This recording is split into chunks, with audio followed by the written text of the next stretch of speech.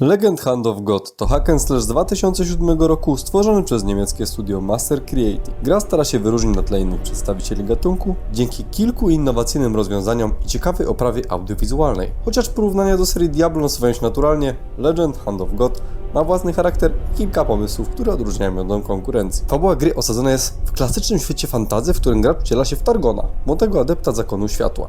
Po inwazji sił ciemności i zniszczeniu jego klasztoru, Targon zostaje zmuszony do odnalezienia tytułowej ręki Boga, artefaktu zdolnego przywrócić światło i pokonać zło. Bardziej liniowo się nie dało. W trakcie swojej podróży spotyka różne postacie, wykonuje zadania i przemierza różnorodne lokacje, jak to w grach RPG i hack and slash bywa. Studio postawiło sobie za ambitny cel bycie alternatywną w gatunku hack and slash, dorzucając elementy RPG oraz założenie, że to fabuła ma największe znaczenie. Czy sprostali oczekiwaniom? Czy faktycznie się wyróżnili? Jak to wszystko ma się do Diablo? Tego dowiesz się z tego materiału. Ja jestem Cybik Znonie i zapraszam na materiał. Jedną z najbardziej charakterystycznych rzeczy dla tej gry jest Cinematic Combat System. Nadaje on bardziej filmowego charakteru walką.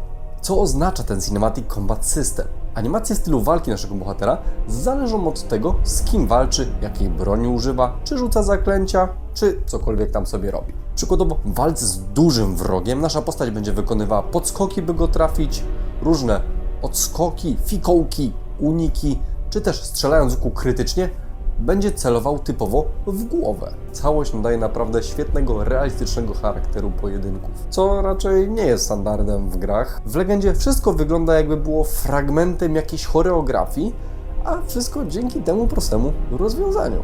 Walki naprawdę stają się bardziej przyjemne dla oka i mimo, że gra jako hack and slash, która polega tylko na siekaniu potworów, sprawia, że przyjemnie się na to patrzy. W grze obecny jest także system rozwoju bohatera, który pozwala na kształtowanie postaci według własnych preferencji. W miarę postępu w grze postać zdobywa punkty doświadczenia poprzez pokonywanie przeciwników i wykonywanie zadań. Zdobyte punkty można inwestować w różne atrybuty oraz umiejętności, dostosowując swój styl gry do własnych preferencji.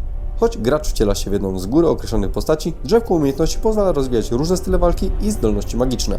Postać może specjalizować się w walce wręcz, używaniu łuku lub magii, co daje pewną swobodę w budowaniu strategii. Dodatkowo klasy możemy łączyć subklasy, tworząc archetyp jakiegoś wojownika. Używając archetyp siły oraz magii stworzymy na przykład maga bitewnego, a używając archetypu siły i jako drugi używając archetypu siły stworzymy typowo wojownika. W trakcie rozgrywki gracz trafia na różnorodne kamienie runiczne, bardziej menhiry. Na mapie rozsiane są także duże głazy, dzięki którym możemy się teleportować po mapie, odradzać po śmierci i leczyć. Interaktywny towarzysz naszej rozgrywki, czyli Luna, to kolejny wyjątkowy aspekt tej produkcji. Luna nie tylko oświetla nam drogę jako interaktywny kursor, ale komentuje na bieżąco nasze poczynania. Dzięki temu gracz zawsze ma konkretny punkt odniesienia, by nie zgubić swojego kursora, a sama Luna dodaje trochę klimatu i humoru, a tak przynajmniej zakładali twórcy gry.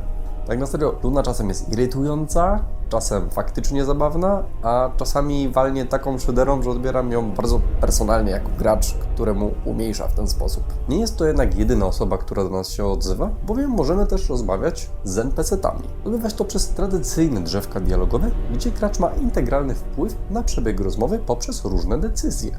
Chociaż nie jest to tak rozbudowany system wyborów moralnych jak w Wiedźminie, dialogi mają integralny wpływ na fabułę, i możemy ich skutki doświadczać w późniejszych etapach gry. Do tego z niektórymi idzie się dogadać, omijając potencjalną walkę lub też pozyskać informacje, które przyspieszą nam nasze questy poboczne. Pod względem oprawy audiowizualnej Legend Hand of God prezentuje się solidnie.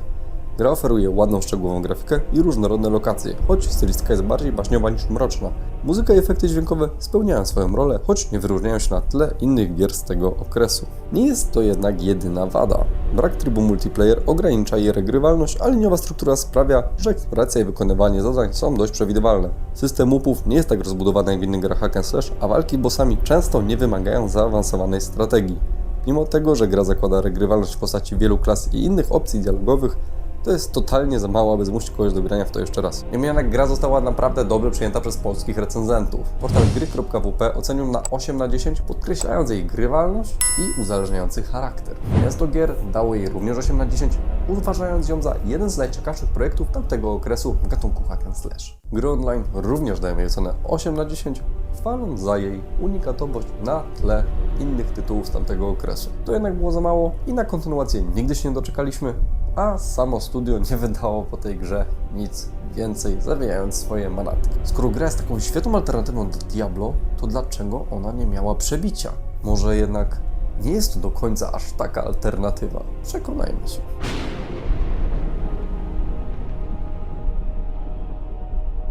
Endgame i regrywalność to jeden z aspektów, w którym Legend Hand of God wypada dość blado. Gra jest stosunkowo krótka i liniowa, co ogranicza możliwość pewnego jej przechodzenia. Sam w weekend ostatnio ograłem ją w około 10 godzin. Brakuje dodatkowych trybów, takich jak wyższe poziomy trudności czy specjalne wyzwania, które mogłyby zachęcić do dalszej rozgrywki po ukończeniu głównej fabuły.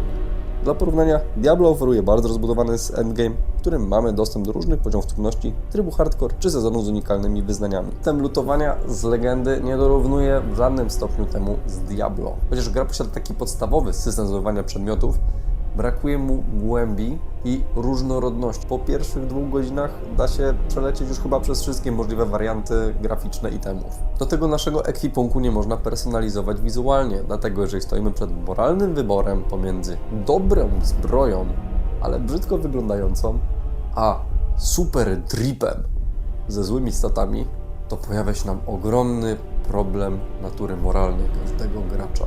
No to w Diablo tego problemu, jak wiecie, nie ma. Balans klas postaci to kolejny obszar, w którym Legend Hand of God ustępuje Diablo. W grze wcielamy się w jedną z góry określonych postaci Targona, co znacząco ogranicza różnorodność stylu gry. W Diablo mamy dostęp do wielu klas postaci. Każda z nich oferuje unikalne umiejętności i pozwala na tworzenie różnorodnych buildów, co zwiększa swobodę i satysfakcję z rozgrywki. Walka z bossami w Legendzie nie jest, jak już wspominałem, skomplikowana i nie wymaga zaawansowanych strategii i schematów. Tarcia szybko stają się monotonne, opierając się na klikaniu w kółko tych samych guzików, czyli w sumie tak jak w Diablo. Graficznie obie produkcje powiedziałbym, że stoją na dość podobnym poziomie względem swojej brutalności. I nie chodzi o samą grafikę. W obu grach mamy odcinania kończyn, rozlew juchy wszędzie, także można tu powiedzieć, że oba te klimaty są na podobnie wysokim poziomie. Na tym samym poziomie nie jest jednak możliwość grania multiplayer. Legenda jest całkowicie nastawiona na rozgrywkę jednoosobową, co ogranicza możliwość współpracy i rywalizacji z innymi graczami. Diablo natomiast oferuje rozbudowany tryb multiplayer, umożliwiający zarówno kooperację, jak i rywalizację, co znacząco wydłuża żywotność gry. Optymalizacyjnie Legenda stoi na bardzo przyzwoitym poziomie. Pomimo, że gra ma 17 lat, naprawdę bardzo dobrze śmiga, bez żadnych modów i wspomagaczy, których prawie w ogóle nie ma. A jaka jest optymalizacja w Diablo? I to chociażby tym najnowszym wszyscy dobrze wiemy. Warto wspomnieć o tym, co ma Legenda, czego nie ma Diablo. I jest to chociażby ten Cinematic Combat System, który uważam za największy atut tej gry. Do tego sama elfia towarzyszka Luna jest dość ciekawą rzeczą, która łamie tą czwartą ścianę i jest naprawdę bardzo ciekawą odskocznią, która czasami wyrywa gracza i zmusza go do jakiejś interakcji z samym monitorem. Podsumowując, Legenda to bardzo ciekawy projekt, któremu uważam, że każdy powinien dać szansę.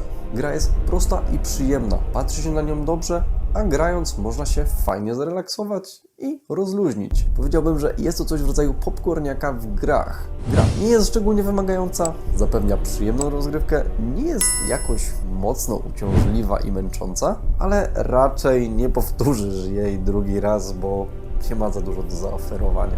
Gra nie mogła stać się pełnoprawnym hitem ze względu na bycie takim jednostrzałowcem.